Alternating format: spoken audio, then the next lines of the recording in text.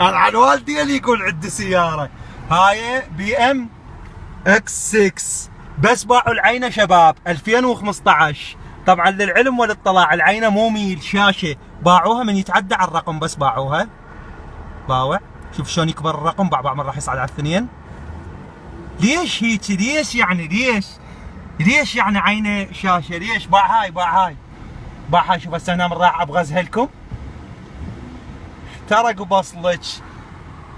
باوع هاي اليوم انا بالمعارض وهسه راح اخذها ان شاء الله. زين بي ام اكس 6 2015. زين وهسه راح ها السويتش مالها، وانا هسه بالمعارض راح اصور لكم اياها. زين